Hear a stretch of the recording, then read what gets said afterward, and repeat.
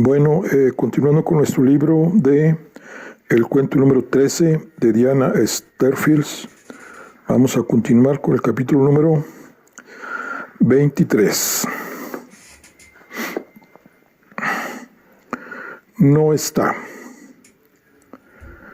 En cuanto a Charlie, los platos decentes que bajo el régimen de Hester habían sido colocados ante su puerta a la hora del desayuno, la comida y la cena, se convirtieron en algún que otro sándwich, alguna chuleta fría con un tomate, algún que otro cuenco de huevos revueltos ya cuajados que aparecían en su puerta a horas imprevisibles, cuando el ama se acordaba. A Charlie no le importaba. Si tenía hambre y tenía algo por ahí, le daba un bocado a la chuleta del día anterior o a un resto de pan reseco, pero si no había nada, no pegaba bocado y el hambre no le molestaba. Tenía otra hambre más voraz de la que ocuparse.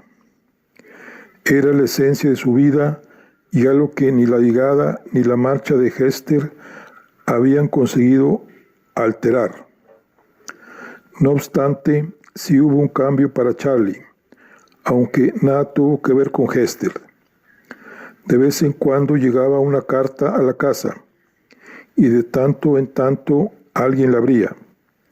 Pocos días después de que John Didig comentara que no había llegado ninguna carta de Hester, el ama que se encontraba en el vestíbulo reparó en un pequeño montón de cartas que estaban acumuladas polvo sobre la alfombrilla situada debajo del buzón. Las abrió. Una era del banquero de Charlie. Estaba interesado en una oportunidad de inversión única. La segunda era una factura del albañil por el trabajo realizado en el tejado. ¿Era la tercera de Hester? No, la tercera era del manicomio. Isabel había muerto. El ama leyó la carta de hito en hito. Muerta. Isabel. Podía ser cierto. Gripe, decía la carta. Había que decírselo a Charlie, pero solo de pensarlo se puso a temblar. Mejor hablar primero con Dig, se dijo el ama, apartando las cartas. Pero más tarde, estando John sentado a la mesa de la cocina y ella sirviéndole una taza de té humeante, en su cabeza ya no quedaba rastros de la carta. Se había sumado a esos otros momentos suyos, vividos y sentidos, pero no grabados, que acababan por evaporarse.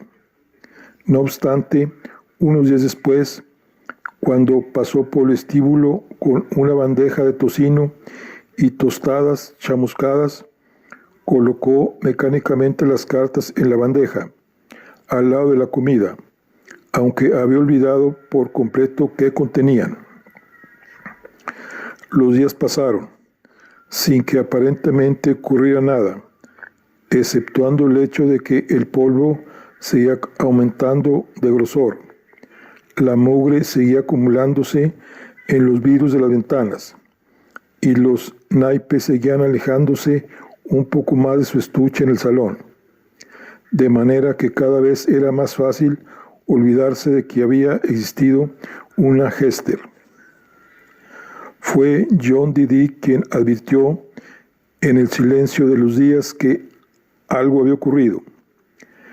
Él era un auténtico hombre de campo, un hombre sin domesticar, pero sabía que llega un momento en que las tazas ya no dan para otra taza de té si no las friegas primero, y que un plato donde ha reposado carne cruda no puede utilizarse inmediatamente después para carne asada. Se daba cuenta del estado del ama. No era idiota. Así pues, cuando las tazas y los platos sucios se amontonaban, los fregaba.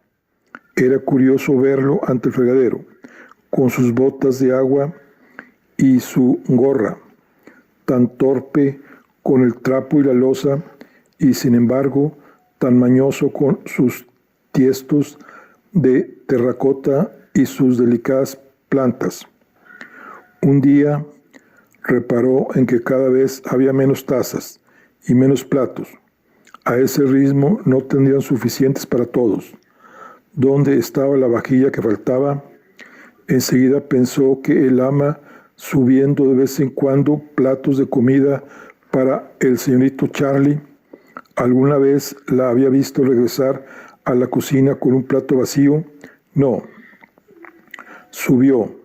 Fuera de la puerta cerrada con llave se extendía una larga hilera de platos y tazas. La comida intacta estaba sirviendo de festín a las moscas que zumbaban encima, y se respiraba un olor fuerte y desagradable. ¿Cuántos días llevaba el ama dejando comida sin advertir que la del día anterior seguía intacta? Contó los platos y las tazas y frunció el entrecejo. Entonces cayó en la cuenta de lo que había sucedido. No llamó a la puerta. ¿Para qué? Fue al cobertizo a buscar un trozo de madera lo bastante fuerte para utilizarlo como ariete. Los golpes contra el roble, el crujido de los goznes al desgarrarse de la madera, bastaron para que todas, incluida el ama, acudieran al rellano. Cuando la apaleada puerta semi-arrancada de los goznes cedió, oímos un zumbido de moscas, y de la estancia escapó un terrible hedor que echó para atrás a Emmeline y al ama. Hasta John se llevó una mano a la boca y empalideció. «Quedaos ahí», ordenó, al tiempo que entraba en la habitación. Le seguí a unos pasos de distancia. Levantando nubes de moscas a nuestro paso, sorteamos con tienta los restos de comida putrefacta que inundaba el suelo del antiguo cuarto de los niños. Charlie había estado viviendo como un animal. Había platos sucios cubiertos de moho en el suelo, en la repisa de la chimenea, en las sillas y en la mesa. La puerta del dormitorio estaba entornada, con la punta del ariete que todavía sostenía en la mano. John la empujó despacio y una rata asustada pasó corriendo por encima de nuestros pies. La escena era truculenta. Más moscas, más comida en descomposición. Y lo peor de todo, el hombre había devuelto. Una montaña de vómito reseco, salpicado de moscas, se había incrustado en la alfombra. Sobre la mesita de noche había una pila de pañuelos ensangrentados y la vieja aguja de zurcir del ama. En la cama no había nada, solo sábanas roñosas manchadas de sangre y otras inmundicias humanas. John y yo no hablamos, tratábamos de no respirar, pero cuando por necesidad aspirábamos por la boca, el repugnante aire se nos quedaba atascado en la garganta, provocándonos arcadas. Lo peor, no obstante, estaba por venir. Quedaba otra habitación. John necesitó hacer acopio de todo su valor para abrir la puerta del cuarto de baño.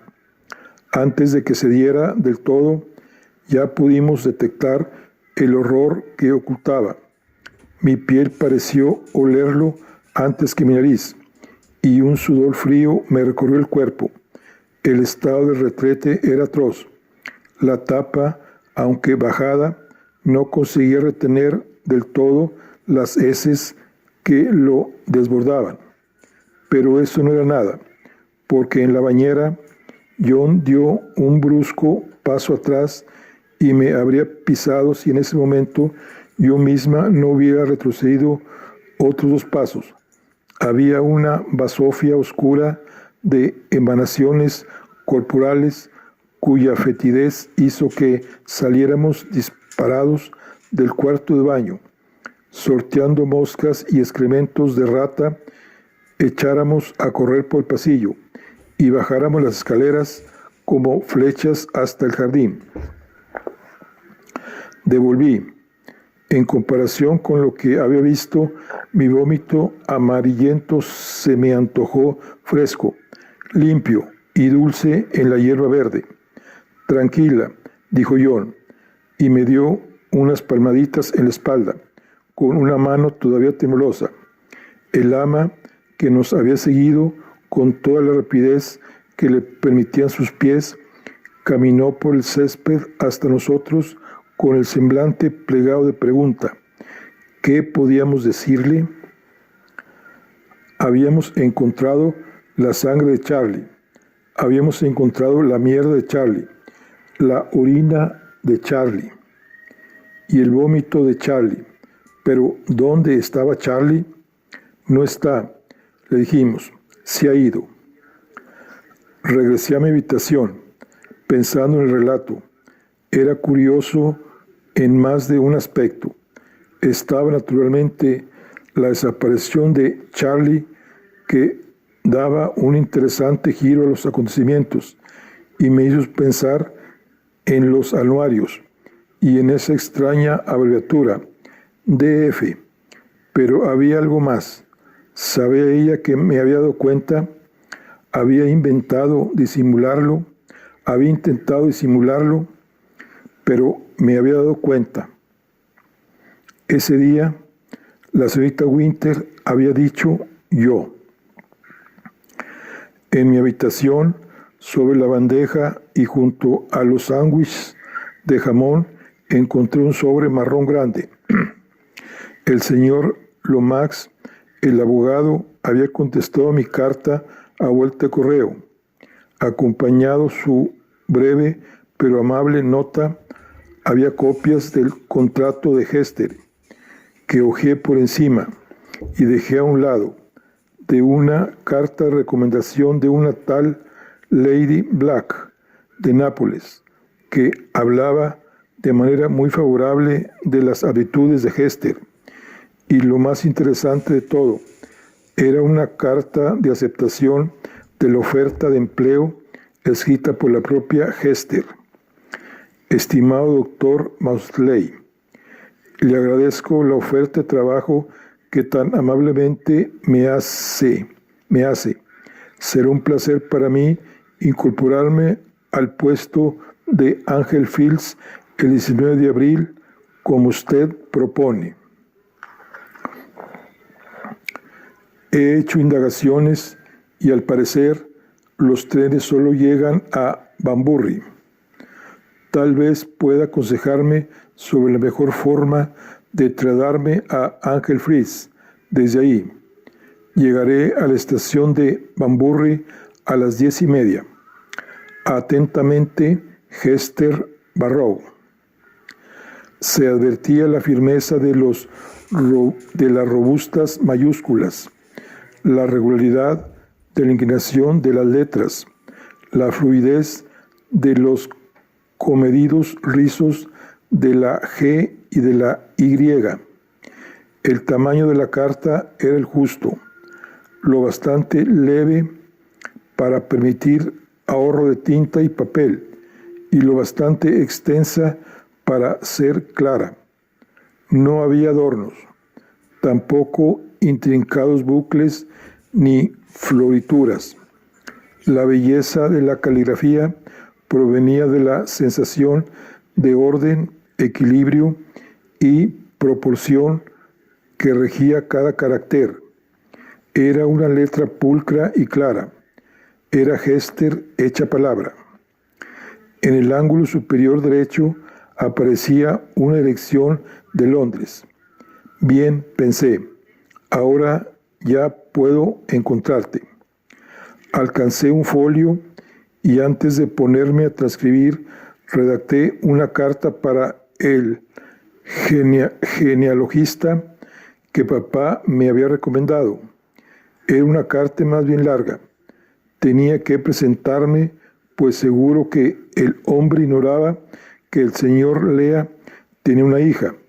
Tenía que mencionar el asunto de los almanaques para justificar mi petición de sus servicios.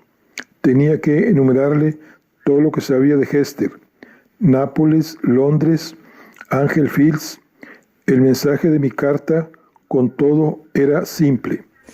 Encuéntrela. Bueno, aquí concluimos la charla de hoy. Nos vemos en la siguiente. Hasta luego.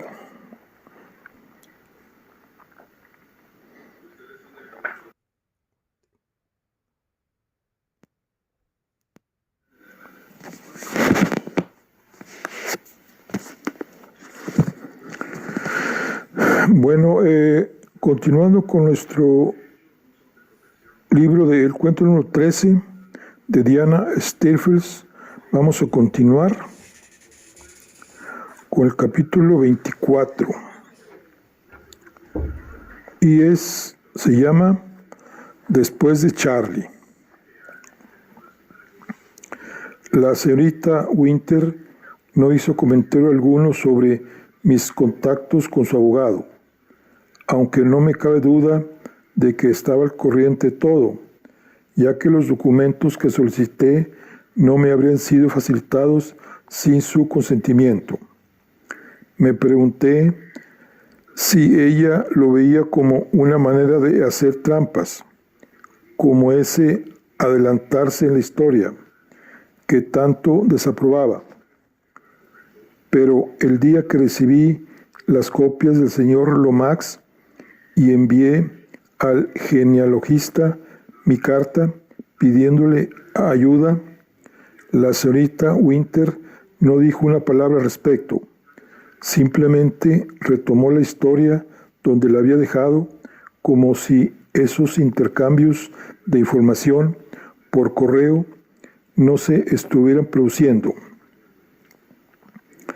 Charlie era la segunda pérdida, la tercera, contando a Isabel, aunque a efectos prácticos ya la habíamos perdido hace 2 años, así que ella no contaba. John estaba más afectado por la desaparición de Charlie que por la de Hester. Tal vez Charlie fuera un ermitaño, un excéntrico, pero era el señor de la casa. 4 veces al año, a la 6ª o 7ª insistencia, garabateaba su firma en una hoja de papel y el banco cedía fondos para que la casa siguiera funcionando. Y ya no estaba. ¿Qué pasaría con la casa? ¿Qué harían para conseguir dinero? John pasó unos días espantosos. Se había empeñado en limpiar las habitaciones de los niños. De lo contrario, enfermaríamos todos. Y cuando el hedor se le hacía intolerable, se sentaba en los escalones de fuera y aspiraba el aire limpio del jardín, como un hombre recién salvado de morir ahogado. Por la noche se daba largos baños en los que gastaba una pastilla de jabón y se restregaba hasta que la piel le quedaba rosada y brillante. Se enjabonaba incluso las fosas nasales. Y cocinaba. Habíamos observado que el ama perdía la noción del tiempo en medio de la preparación de sus platos. Las verduras hervían hasta hacerse una pasta y luego se calcinaban en el fondo de la cacerola. La casa tenía un olor permanente a comida carbonizada, así que un día encontramos a John en la cocina. Las manos que siempre habíamos visto sucias, desenterrando patatas, enjuagaban esos tubérculos amarillos en agua, los pelaban y trajinaban con tapaderas en los fogones. Comíamos buena carne o pescado con abundantes verduras, bebíamos té fuerte y caliente. El ama se sentaba en un rincón de la cocina, aparentemente ajena al hecho de que esas solían ser sus tareas. Después de fregar los platos, cuando caía la noche, John y el ama se quedaban charlando ante la mesa de la cocina. Sus inquietudes eran siempre las mismas. ¿Qué iban a hacer? ¿Cómo iban a sobrevivir? ¿Qué sería de todos nosotros? No te preocupes, ya saldrá, dijo el ama. ¿Salir? John suspiró y meneó la cabeza. Ya había oído eso otras veces. No está, ama, se ha ido. ¿Es que no lo has olvidado? ¿Es que ya lo has olvidado? ¿Con qué se ha ido? El ama negó con la cabeza y rompió a reír, como si John acabara de contar un chiste. El día en que se enteró de la desaparición de Charlie, el suceso había pasado rozando poco por su conciencia, pero no había encontrado un lugar donde aposentarse. Los pasadizos, corredores y escaleras de su mente que conectaban sus pensamientos, pero también los mantenían separados, estaban socavados. El ama tomaba por un extremo el hilo de un pensamiento, lo seguía a través de boquetes en las paredes, se adentraban en túneles que se abrían bajo sus pies y hacía paradas vagas, presa del desconcierto. No había algo, no había estado. Cuando pensaba en Charlie, encerrado en el cuarto de los niños, enloquecido de dolor por la muerte de su adorada hermana, caía sin darse cuenta por una trampilla en el tiempo y aterrizaba en el recuerdo del padre recién enviudado, recluido en la biblioteca para llorar la pérdida de su esposa. Sé cómo sacarlo de ahí, dijo con un guiño. Le llevaré a la niña. Eso le hará reaccionar. Ahora que lo pienso, voy a ver si la pequeña está bien. John no volvió a explicarle que Isabela había muerto, pues eso solo generaría en el ama una dolorosa impresión y preguntas sobre el cómo y el por qué. ¿Un manicomio?, exclamaría atónita. ¿Por qué nadie me dijo que la señorita Isabela estaba en un manicomio? No quiero ni pensar en su pobre padre, con lo que la adora. La noticia lo matará.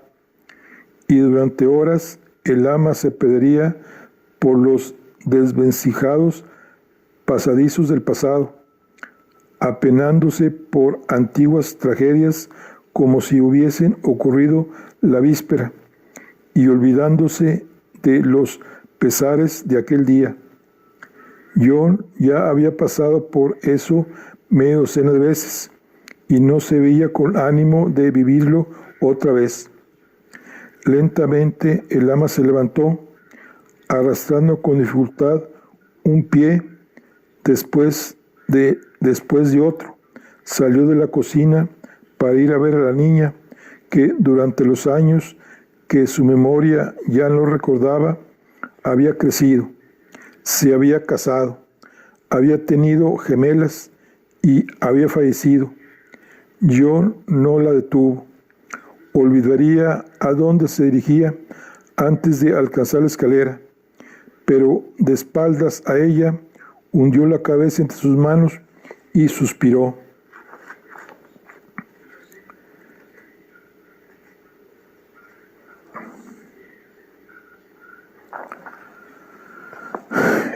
¿Qué podía hacer con respecto a Charlie, con respecto al ama, con respecto a todo? Esa era la preocupación constante de John. Transcurrida una semana, las habitaciones de los niños ya estaban limpias y una especie de plan había surgido de tantas noches de reflexión. No habían tenido noticias de Charlie, ni cercanas ni lejanas. Nadie lo había visto marcharse y nadie ajeno a la casa sabía que se había marchado. Dados sus hábitos ermitaños, tampoco era probable que alguien se percatara de su ausencia. Estaba en la obligación, se preguntaba John, de informar al médico o al abogado de la desaparición de Charlie. Se hacía esa pregunta una y otra vez y todas las veces decía que la respuesta era no. Un hombre estaba en su perfecto derecho de abandonar su hogar si así lo decidía y de marcharse sin informar a sus empleados de su destino. John no veía beneficio alguno en contárselo al médico, cuya última intervención en la casa solo había implicado problemas. Y en cuanto al abogado, aquí la reflexión en voz alta de John se volvió más pausada y compleja, pues si Charlie no volvía, ¿quién iba a autorizar las retiradas de dinero del banco? En el fondo sabía que si la desaparición de Charlie se alargaba, no le quedaría más remedio que involucrar al abogado, pero así y todo, su renuencia era comprensible. En Angel Fields había vivido durante años de espaldas al mundo. Hester había sido la única persona extraña que había entrado en su universo. Y mira lo que había ocurrido. Además, los abogados le inspiraban desconfianza.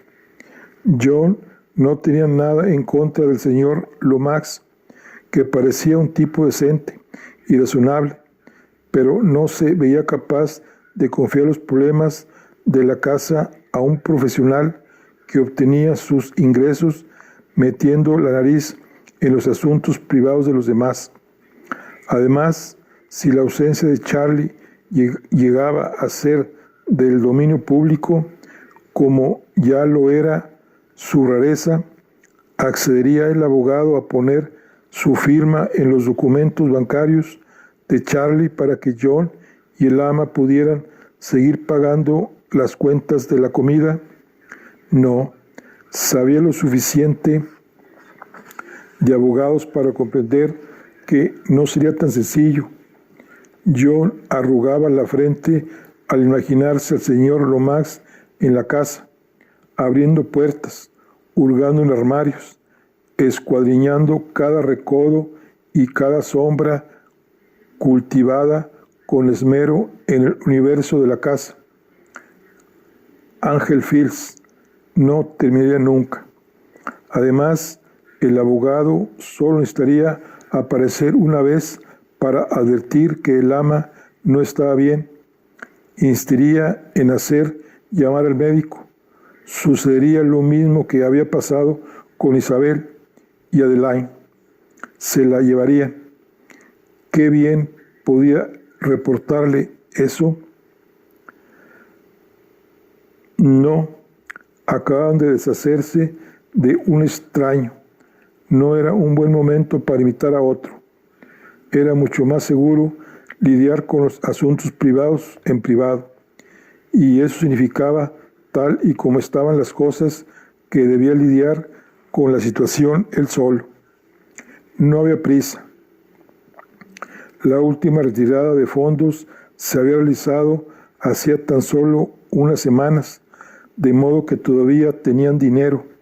Además, Hester se había marchado sin recoger su sueldo, así que disponían de dinero en efectivo si no escribía reclamándolo, y la situación se volvía desesperada. No era preciso comprar mucha comida, ya que en el huerto había hortalizas y fruta para alimentar a un ejército, y los bosques estaban llenos de urugayos y faisanes. Y si era necesario, si se producía una emergencia o una calamidad, yo no sabía muy bien qué quiere decir con eso. ¿Acaso no era una calamidad todo lo que ya había padecido?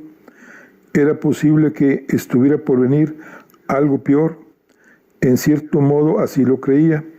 Sabía de alguien que aceptaría discretamente algunas cajas de clarete de la bodega a cambio de 1 o 2 chelines. Estaremos bien durante un tiempo, le comentó al ama, disfrutando de un cigarrillo una noche en la cocina. Probablemente podamos apañarnos durante 4 meses si somos prudentes. Después no sé qué haremos, ya se verá. Era un intento de conversación que le reconfortaba, pero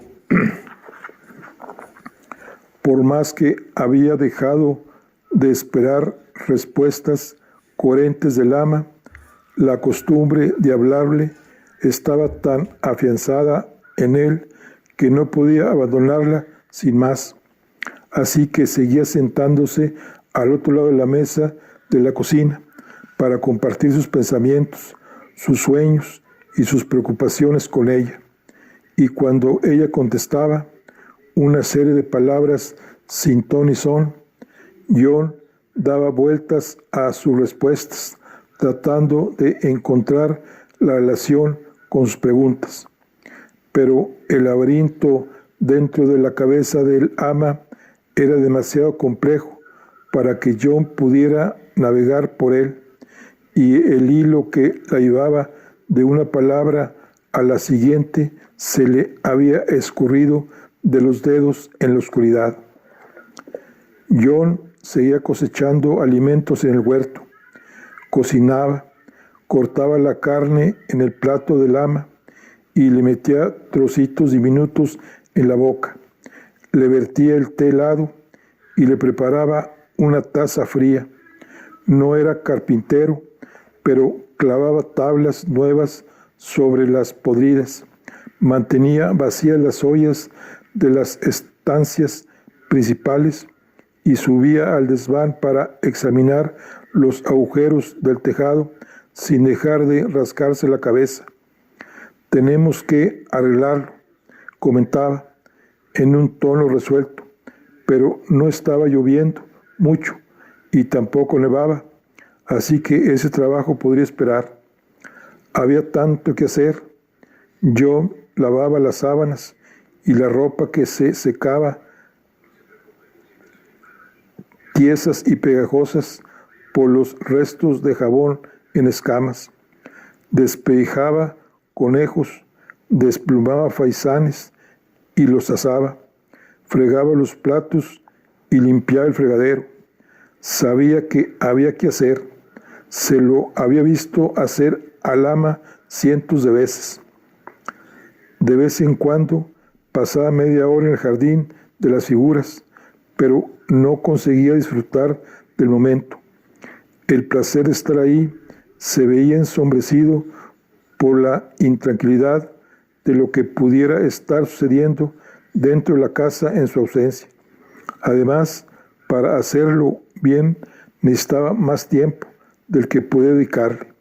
Al final, la única zona del jardín que mantendría en buen estado era el huerto. Del resto se desentendió. Una vez que nos acostumbramos, conseguimos que nuestra nueva existencia gozara de cierto desahogo. La bodega demostró ser una fuente de ingresos sólida y discreta, y con el paso del tiempo nuestro estilo de vida empezó a parecer sostenible. Tanto mejor si Charlie seguía ausente. Desaparecido, ni vivo ni muerto, no podía hacer daño a nadie. De modo que no le revelé a nadie mi descubrimiento.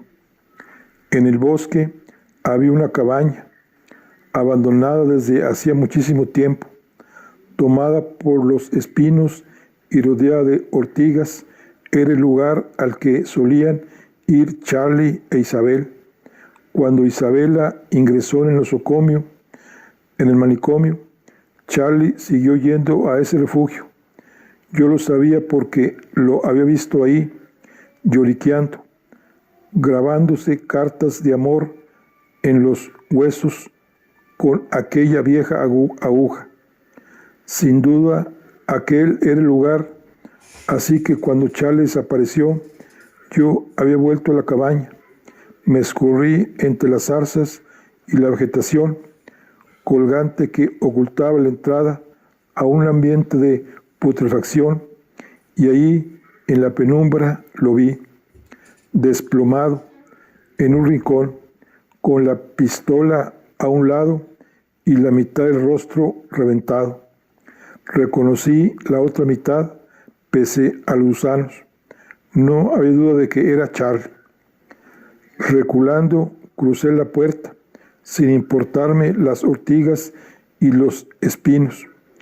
Estaba deseando quitarme a Charlie de la vista, pero su imagen me persiguió y por mucho que corría, no lograba escapar a su mirada tuerta y hueca.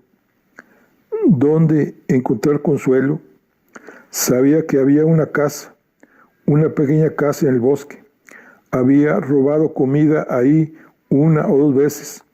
Fui hasta ahí y me escondí junto a la ventana mientras recuperaba el aliento, conocedora de que estaba cerca de la vida corriente. Cuando dejé de resoplar, me asomé al cristal y vi a una mujer tejiendo en una butaca. Aunque ella ignoraba que yo estaba ahí, su presencia me sosegó. Me quedé observándola, limpiando mis ojos hasta que la imaginé del cuerpo de Charlie se diluyó y mi corazón recuperó su ritmo normal. Regresé a Angel Fields y no se lo conté a nadie. Estábamos mejor así. Además, a él poco podía importarle ya. Charlie fue el primero de mis fantasmas. Tenía la sensación de que el coche del médico estaba siempre frente a la casa de la señorita Winter. Cuando llegué por primera vez a Yorkshire, el doctor Clifton aparecía cada 3 días. Luego empezó a presentarse cada 2 días, después cada día, y ahora la visitaba 2 veces al día. Yo estudiaba detenidamente a la señorita Winter. Conocía la situación. La señorita Winter estaba enferma. La señorita Winter se estaba muriendo. Sin embargo, cuando me relataba su historia, parecía recurrir a un poco de fortaleza, al que la edad y la enfermedad no podían afectar. Me expliqué la paradoja diciéndome que lo que la mantenía viva eran los cuidados constantes del médico. Y sin embargo, de una forma que me pasó inadvertida, la señorita Winter había estado sufriendo un serio deterioro. Pues, ¿qué otra cosa podía explicar el repentino anuncio de Judith una mañana? De manera totalmente inesperada, me dijo que la señorita Winter se encontraba demasiado delicada para poder reunirse conmigo y que durante 1 o 2 días no sería capaz de acudir a nuestras entrevistas. Por tanto, sin nada que hacer ahí, podía tomarme unas pequeñas vacaciones. ¿Vacaciones? Después de la que había montado por haberme ausentado unos días, lo último que esperaba era que la señorita Winter me propusiera unas vacaciones. y a tan solo unas semanas de Navidad. Judith, aunque se sonrojó, no me dio más explicaciones. Algo no iba bien. Me estaban quitando de en medio. Si lo desea, puedo hacerle la maleta, se ofreció. Esbozó una sonrisa de disculpa, consciente de que yo sabía que me estaba ocultando algo. ¿Puedo hacérmela yo? La habitación me volvía cortante. Hoy Mauricio tiene el día libre, pero el doctor Clifton la acompañará a la estación. Pobre Judith, detestaba el engaño y no se le daba bien las evasivas.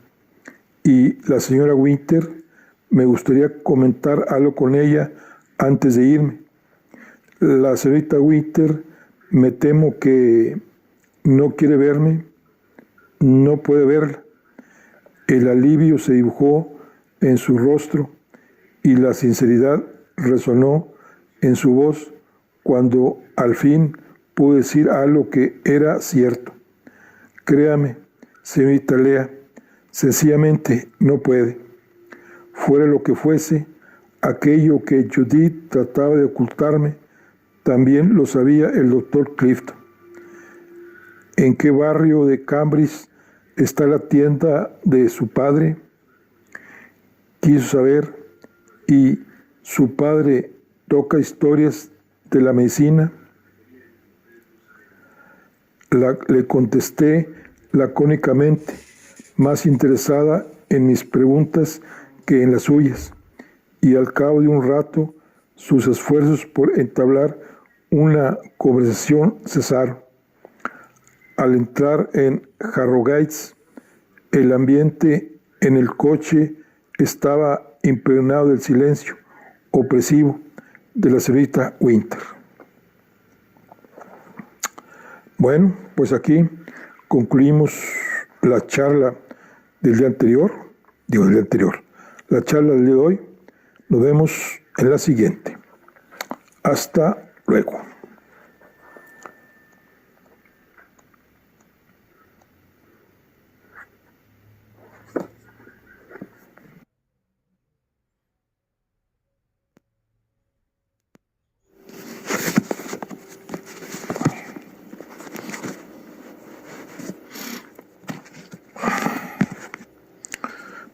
Bueno, continuamos con nuestro libro, el cuento número 13 de Diana Steelfields.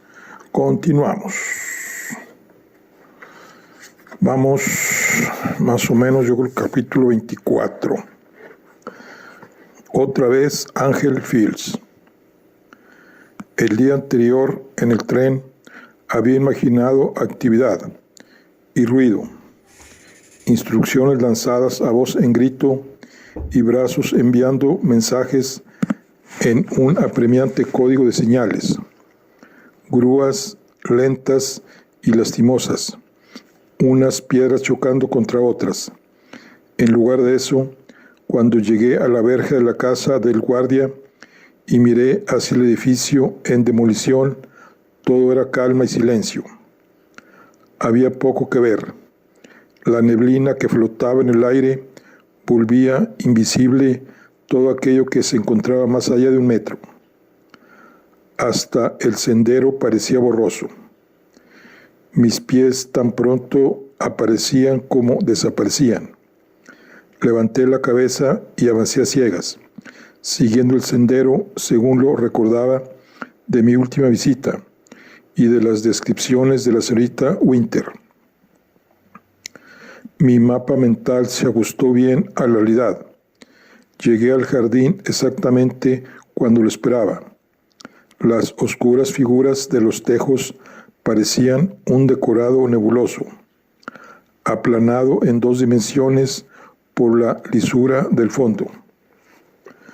Cual etéreos bombines, 2 siluetas abombadas flotaban sobre la espesa neblina, y los troncos que la sostenían desaparecían en el blanco inferior.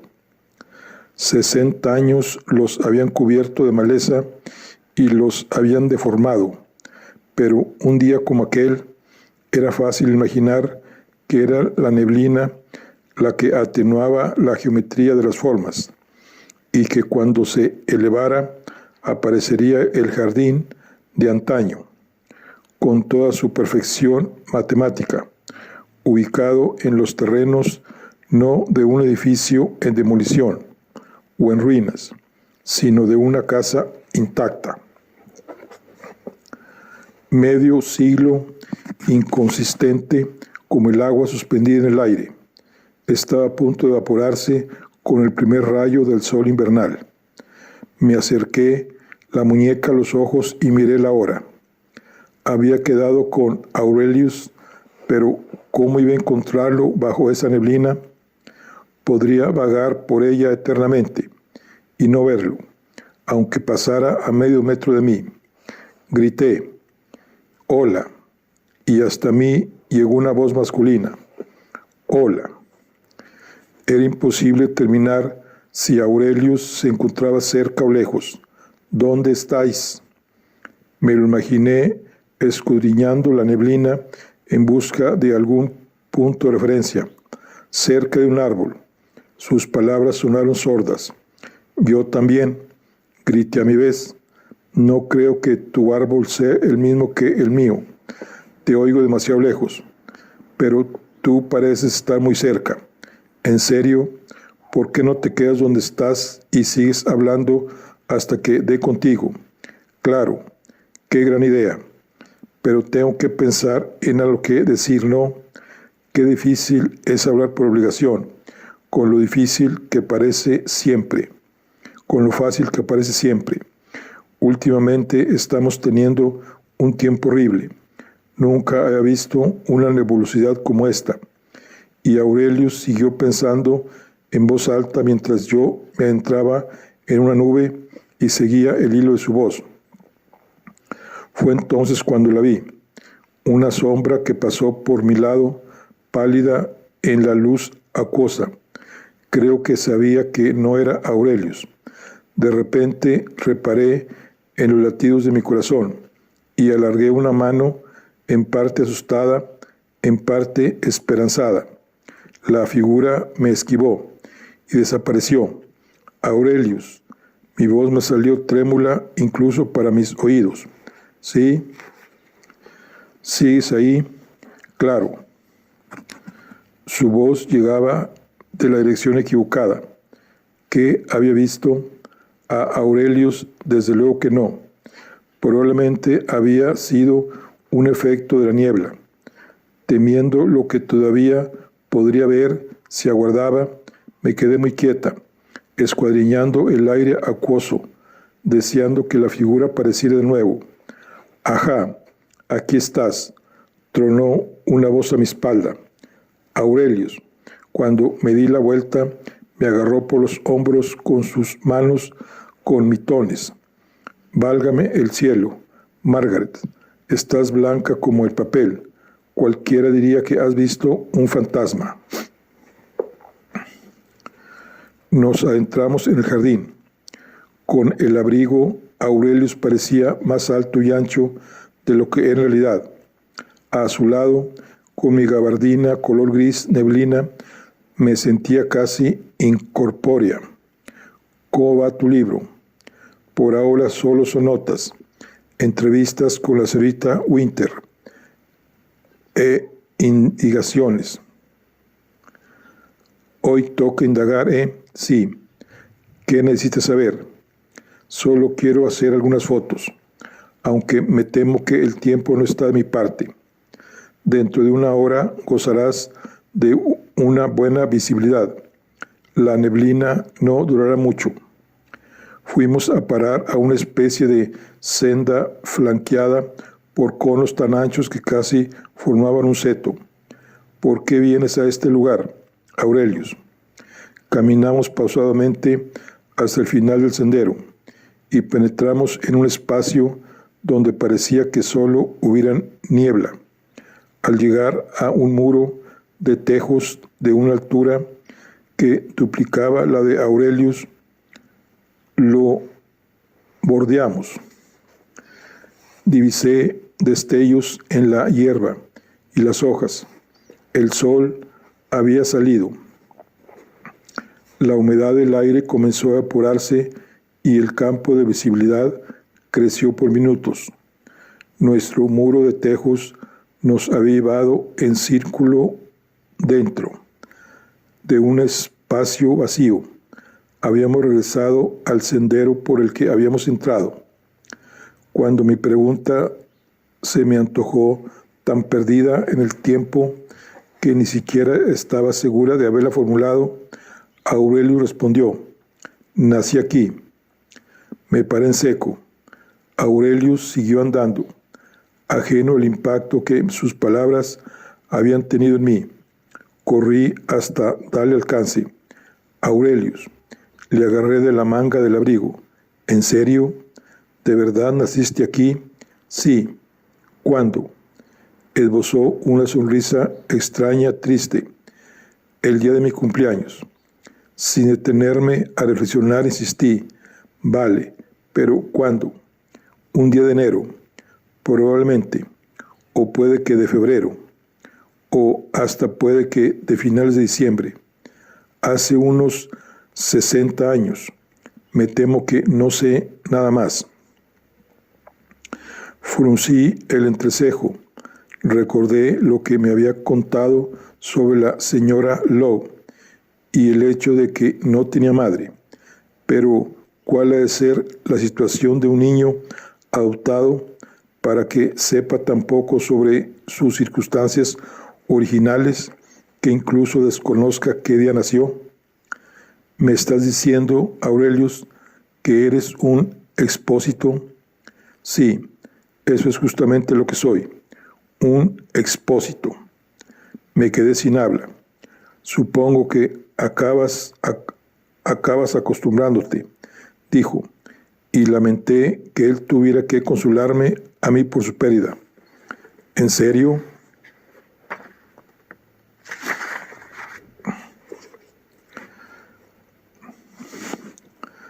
Me estudió con curiosidad, preguntándose hasta dónde debía contarme.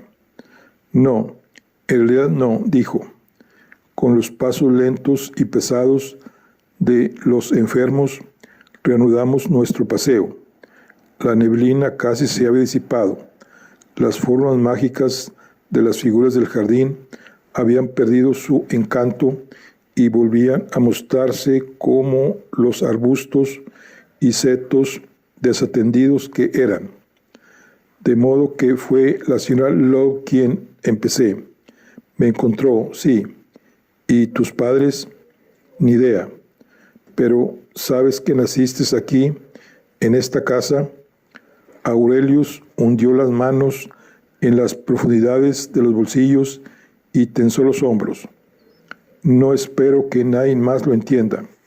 No tengo pruebas, pero lo sé. Me lanzó una mirada rauda y con mi mirada le alenté a continuar.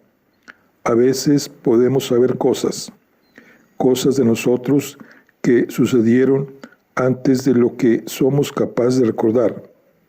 No sé cómo explicarlo. Asentí, y Aurelius prosiguió. La noche en que me encontraron hubo un gran incendio aquí. Me lo contó la señora Lowe cuando yo tenía 9 años. Pensó que debía hacerlo por el olor a humo que tenía mis ropas cuando me encontró.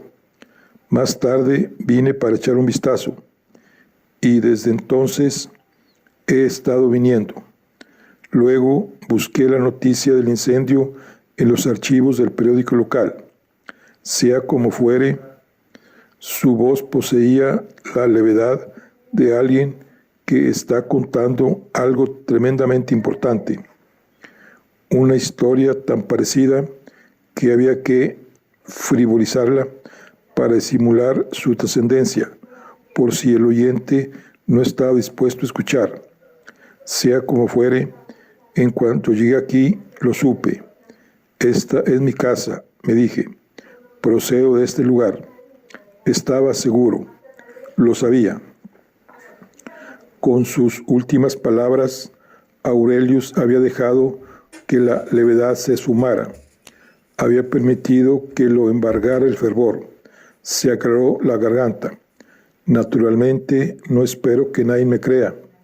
No tengo pruebas, solo unas fechas que coinciden y el vago recuerdo de la señora Lowe del olor a humo y mi certeza. Te creo, dije. Aurelius se mordió el labio y me lanzó una mirada recelosa. Sus confidencias y aquella neblina nos habían conducido inesperadamente a una isla de intimidad, y advertí que me disponía a contar lo que nunca le había contado a nadie. Las palabras entraron en mi cabeza ya compuestas y se organizaron enseguida en frases, en largas secuencias de oraciones que hervían de impaciencia por salir de mi boca, como si llevara años planeando ese momento. Te creo, repetí, con la lengua repleta de todas esas palabras. Yo también he tenido esa sensación, la sensación de saber cosas que no puedes saber, hechos que sucedieron antes de lo que podemos recordar. Ahí estaba otra vez, un movimiento repentino en el rabillo de mi ojo, visto y no visto en el mismo instante. ¿Has visto eso, Aurelius? Siguió mi mirada hasta más allá de las pirámides. ¿Qué? No he visto nada. Ya no estaba, o quizá nunca había estado. Me volví de nuevo hacia Aurelius, pero había perdido el valor. El momento para las confidencias se había sumado. ¿Tienes una fecha de cumpleaños?, preguntó Aurelius. Sí, tengo una fecha de cumpleaños. Todas mis palabras no pronunciadas regresaron al lugar donde habían estado encerradas esos años. La anotaré, dijo animadamente.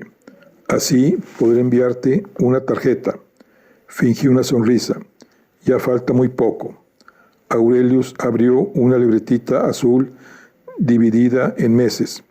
El día 19, le dije, y lo anotó con un lápiz tan pequeño que en su enorme mano semejaba un palillo de dientes.